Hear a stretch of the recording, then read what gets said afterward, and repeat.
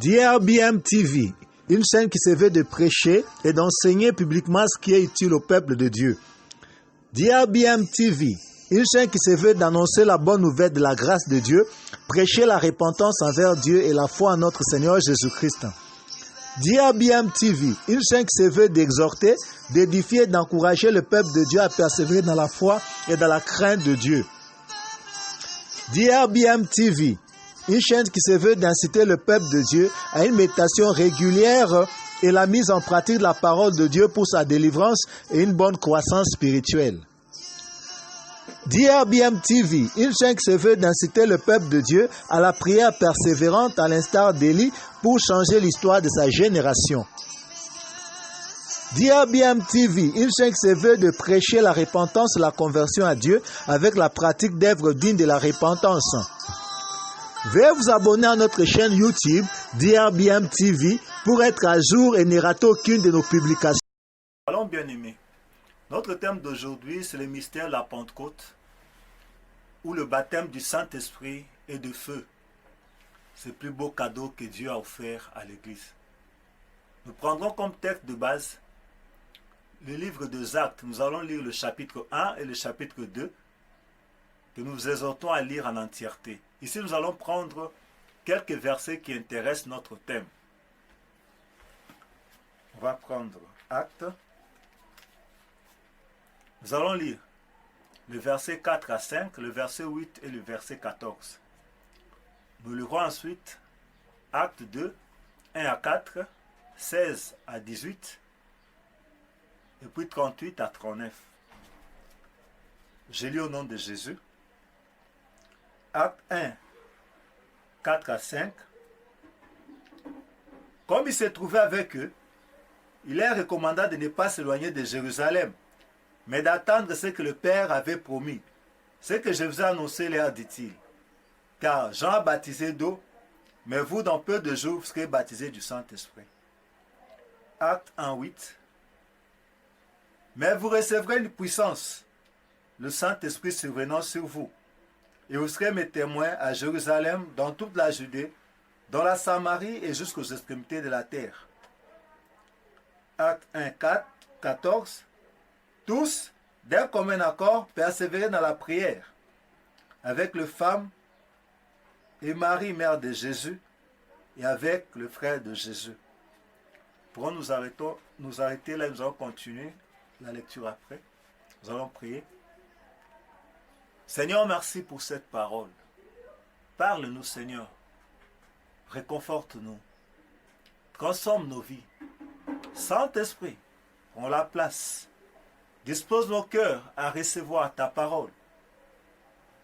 Au nom de Jésus-Christ. Amen. Amen. En ce jour d'aujourd'hui, nous commémorons la fête de la Pentecôte. Une commémoration de la venue officielle du Saint-Esprit sur la terre. Le Seigneur nous a inspiré ces passages de Acte 1 et Acte 2 qui nous parlent de la Pentecôte. Comment elle s'était passée, comment elle s'était déroulée, afin de le partager avec vous.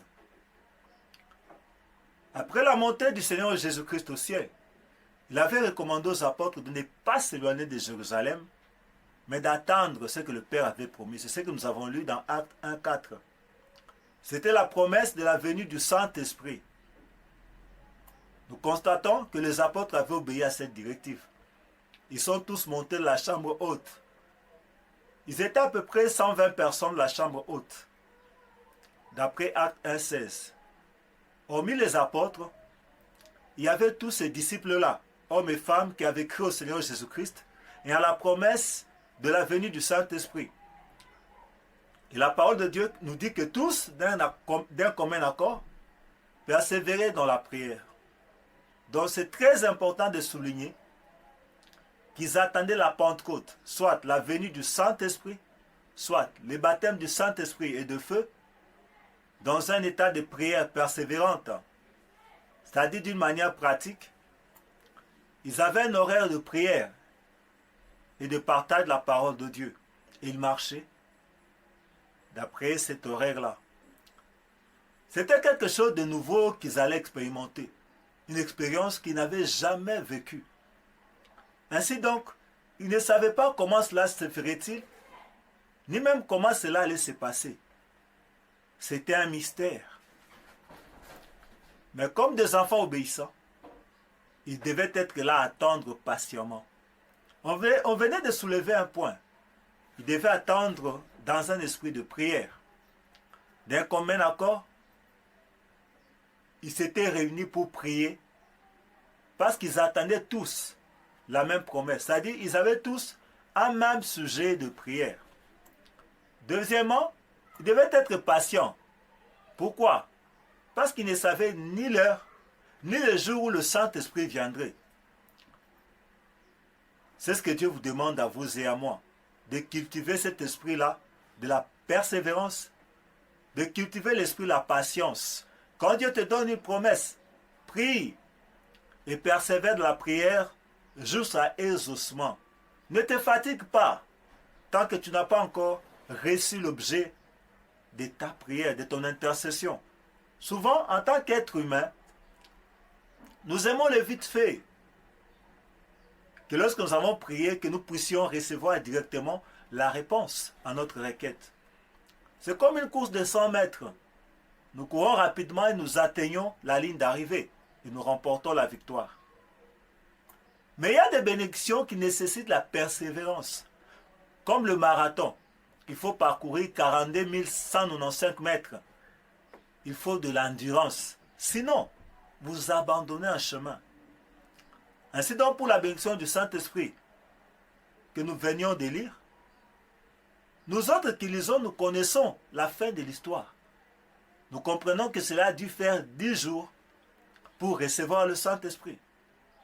Ou soit pour être baptisé dans le Saint-Esprit et dans le feu. Par contre, les apôtres, les premiers bénéficiaires de ce don-là, ne connaissaient pas la durée. Ne savaient pas que ça allait prendre 10 jours. Du moins, la recommandation qui leur était donnée était simplement de persévérer dans la prière jusqu'à ceux qui seront baptisés du Saint-Esprit et de feu. Surtout, n'oublions pas le contexte dans lequel ils vivaient. Le maître est parti. Ceux qui faisaient la force de Pierre, la force de Jean, la force de Jacques, la force des apôtres est monté au ciel. Du moins, il leur a dit que je vais vous envoyer le Paraclet, un autre consolateur. Cela les rassurait que nous aurons un autre consolateur comme Jésus. Alors ils avaient intérêt à attendre l'accomplissement de la promesse que Jésus avait faite. C'est comme ça qu'ils ont entrepris de prier le Seigneur, de réclamer la venue du Saint-Esprit. Ils ont prié le premier jour, ils ont prié le deuxième jour, le troisième jour. Ils persévéraient, ils ont prié jour et nuit. Et ils continuent à persévérer. Et entre nous, rien ne s'était encore passé.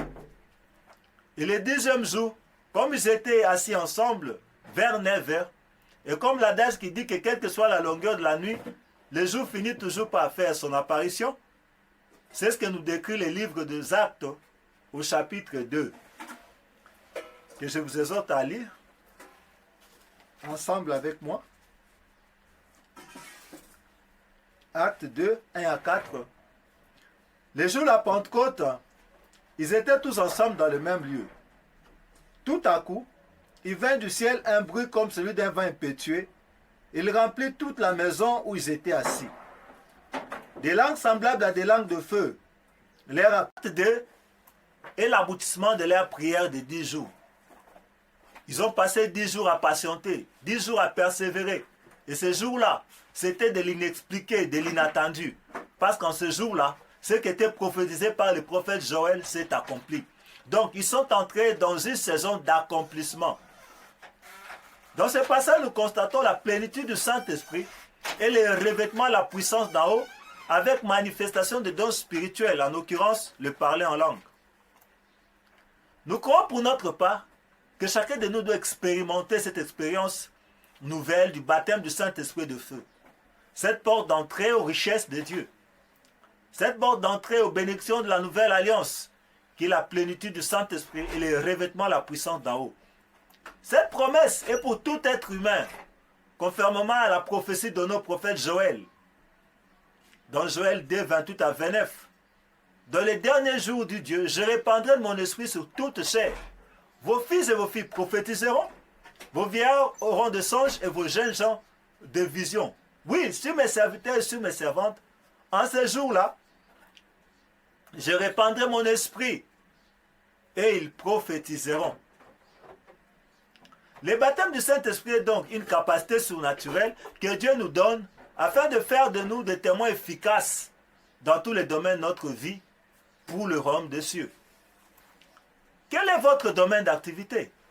Vous êtes politicien, serviteur de Dieu, économe, juriste, fonctionnaire de l'État, avocat, magistrat, couturière, enseignant, élève, professeur d'université, ingénieur, architecte, informaticien, technicien, commerçant, avocat, médecin, pharmacien, infirmier, chercheur, soldat, femme ménagère, juge.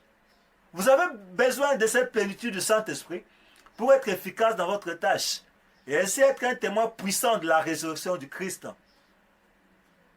Sans la plénitude et le revêtement de la puissance de Dieu, nous ne pourrons pas être des témoins efficaces pour le Seigneur Jésus. Nous reculerons devant les obstacles. L'apôtre Pierre, autrefois peureux, a été transformé par le baptême du Saint-Esprit et de feu. Il avait maintenant la capacité surnaturelle pour surmonter toutes les épreuves et témoigner du Christ en toute liberté et puissance. Selon que l'est dit, Acte 1:8, vous recevrez une puissance, le Saint-Esprit survenant sur vous. Amen. Juste une condition pour recevoir ces dons, ce plus beau cadeau que Dieu a offert à l'Église. Une condition, cela est décrit dans Acte 2, 38 à 39. La Bible dit, dans Acte 2, 38 à 39, Pierre leur dit, répentez-vous et que chacun de vous soit baptisé au nom du Seigneur Jésus-Christ pour le pardon de vos péchés. Ma prière aujourd'hui, c'est que chacun de nous, que l'Église actuelle en cette journée où nous commémorons la venue officielle du Saint-Esprit sur la terre, puisse expérimenter ce que les apôtres ont expérimenté. La plénitude du Saint-Esprit et le revêtement de la puissance d'en haut, afin que chacun de nous, dans son domaine de prédilection, puisse œuvrer efficacement pour la gloire de Dieu. Veuillez faire cette prière avec moi. Ô Dieu de gloire, nous venons devant toi. Au nom du Seigneur Jésus-Christ, merci pour la parole que tu nous as donnée. Nous voulons aussi expérimenter ce que les apôtres avaient expérimenté, la plénitude du Saint-Esprit et le revêtement de la puissance d'en haut, afin de mener une vie chrétienne victorieuse et être des témoins efficaces pour ta gloire. Pardonne nos péchés. Nous avons mené nos vies sans toi. Pardonne notre incrédulité. Lave-nous par le sang de ton Fils Jésus-Christ. Merci parce que tu nous exauces. Laisse qu'une nouvelle saison puisse commencer pour un chacun de nous. La saison d'accomplissement. Comme cela en a été pour les apôtres. Au nom de Jésus-Christ. Amen. Amen. Si ce message vous a été bénéfique, veuillez le manifester en vous abonnant à notre chaîne DRBM TV pour ne rater aucune de nos publications. Si vous avez des questions à nous poser, veuillez nous écrire à nos adresses mentionnées. Gmail ou WhatsApp. Que Dieu vous bénisse et à la